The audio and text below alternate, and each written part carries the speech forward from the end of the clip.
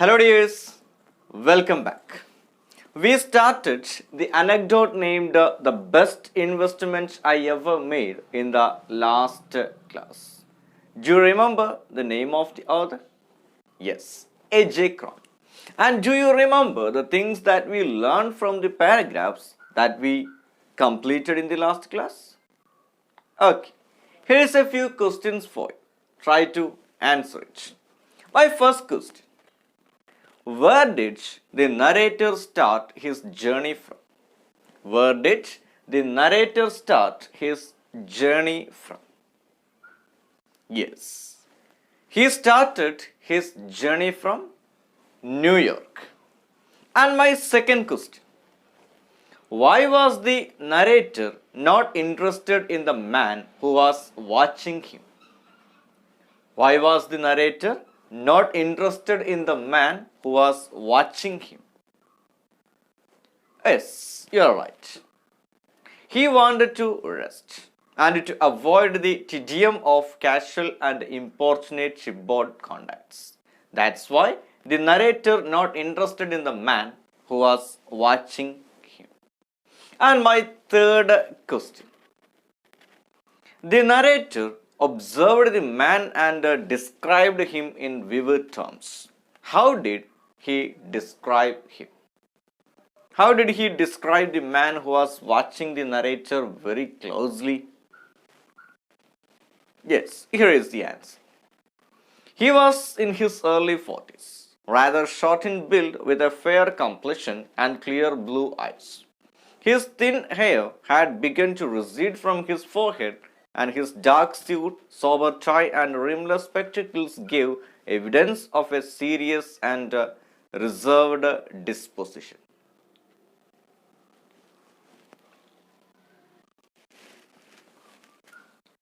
Here is the question number 4. What did narrator discovered from the steward about the man? What did he discover from the steward about the man who is gazing at him? Yes. The narrator discovered from the steward that the name of the man is Mr. John and he was from a small suburb of London. And question number 5. How did Mr. John's wife urge Mr. John towards the narrator? Yes. With a firm pressure on his hand and a whispered word in his ear, she urged Mr. John towards the narrator when he passed along the deck. Hope all of you have answered all these questions, and two more questions are there. My second last question. How did Mr. John try to introduce himself to Dr. A.J. Cronin? How did he introduce? Exactly. The man tried to introduce himself by asking politely for permission and holding out his visiting card to Dr. Cronin, or our narrator. Here is the last question. Why did Mr. John offer his visiting card to narrator? Why did he offer his visiting card to narrator? Absolutely. Because to study his face to see if the name meant anything to narrator. Mr. John wanted to study the face of Mr. A.J. Cronin if the name meant anything to him. I hope all of you have answered all these questions. And are you ready to go through the rest of the anecdote, the best investment I ever made? Okay, let's start with the paragraph 5. A moment later, I was occupying the vacant chair beside them. Haltingly, he told me that this had been their first visit to America. It was not entirely a holiday trip. They had been making a tour of the New England states, inspecting many of the summer recreational camps for young people. Afterwards, they had visited settlement houses in New York and other cities to study the methods employed in dealing with the case of backward, maladjusted, and delinquent youths.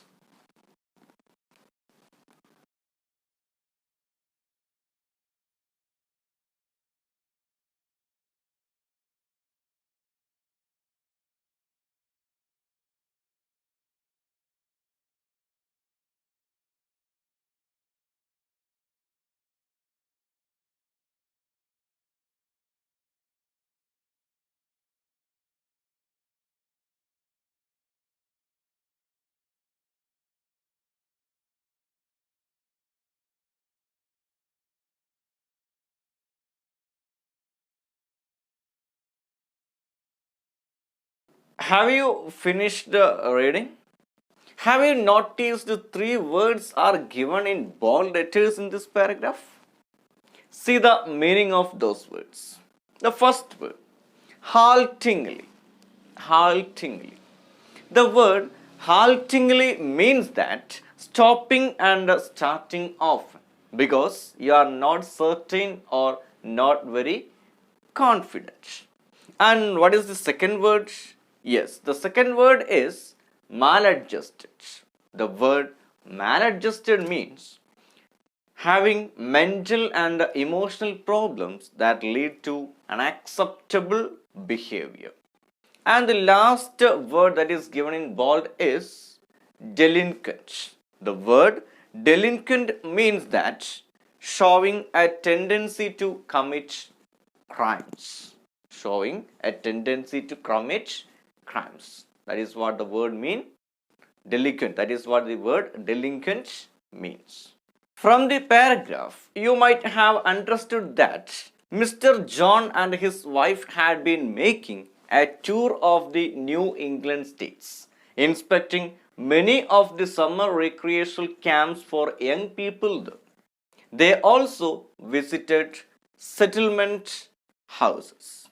You might have gone through the paragraph and understood all these things. Haven't you? My dear students, why did they visit these settlement houses? Why did Mr. John and Mrs. John visit the settlement houses? Yes, you're right.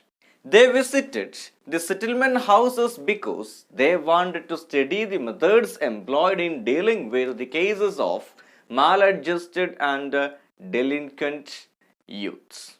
So, Mr. John and Mrs. John had visited summer recreational camps and settlement houses. The primary purpose of summer recreational camps are educational, athletic, or cultural development. My dear students, let's read the paragraphs 6 to 9. Shall we? Here we go. There was in his voice and manner, indeed in his whole personality, a genuine enthusiasm that was disarming. I found myself liking him instinctively.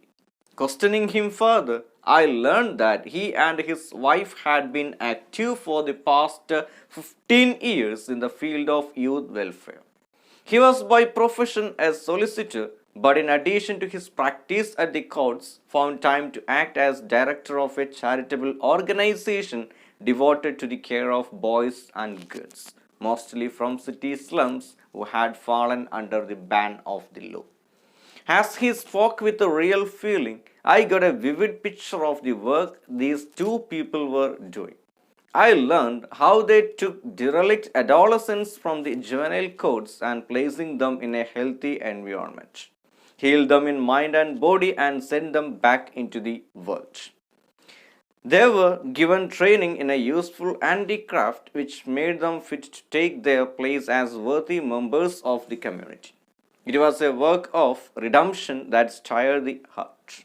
And I asked what had directed his life into this channel. The question had a strange effect upon him. He took a sharp breath and exclaimed, "You still do not remember me?" I shook my head. To the best of my belief, I had never in my life seen him before. "I've wanted to get in touch with you for many years," he went on, under increasing stress, "but I was never able to bring myself to do so. Then, bending near, he spoke a few words tensely in my ear. At that, slowly the veils parted. My thoughts sped back a quarter of a century, and with a start, I remembered the sole occasion when I had seen this man before.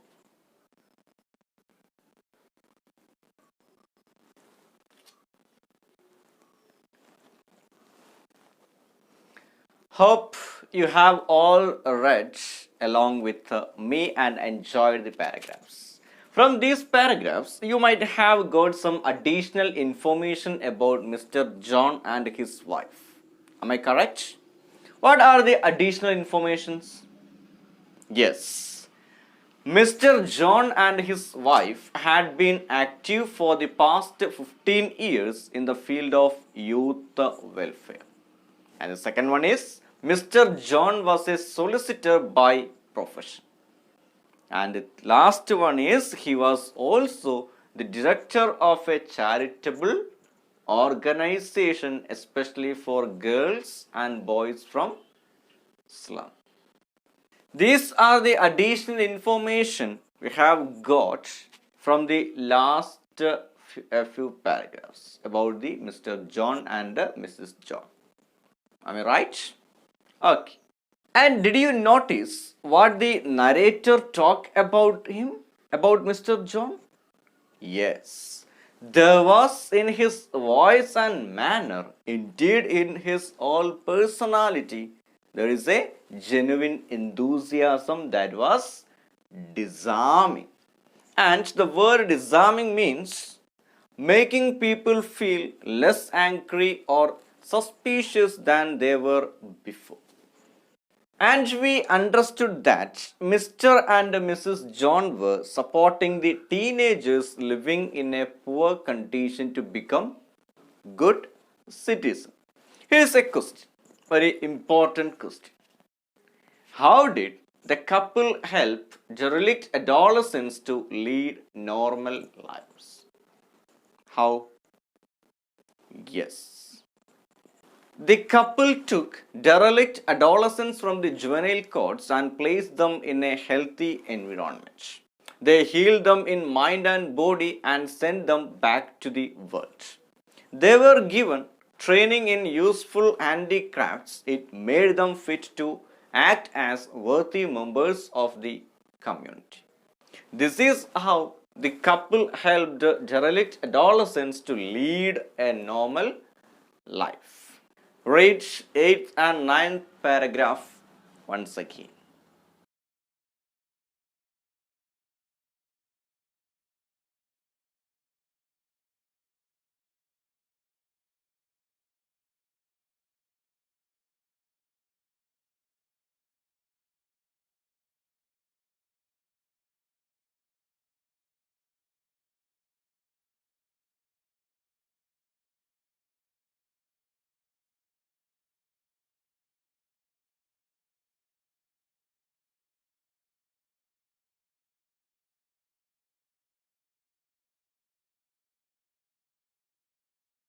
Yes. After hearing all about Mr. John, A.J. Cronin asked to him that what had directed his life into this channel.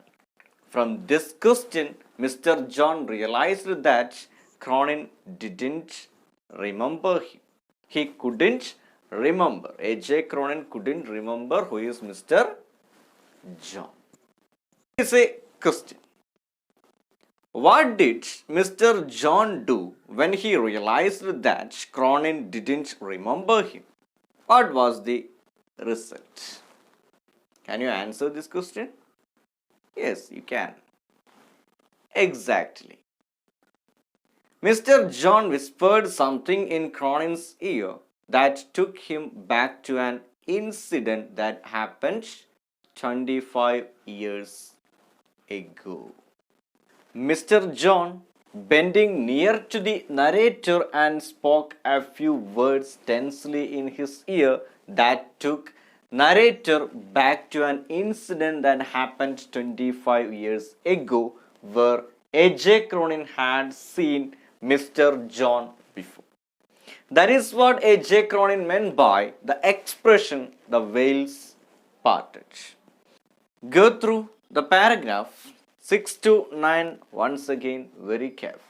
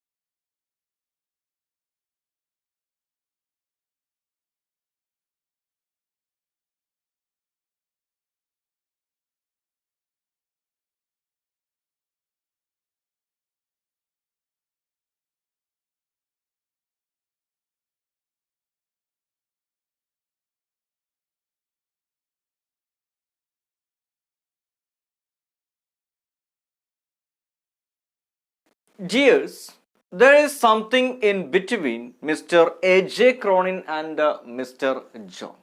Isn't there? What may be that? We will know in the next class. Stay tuned. Until then, bye.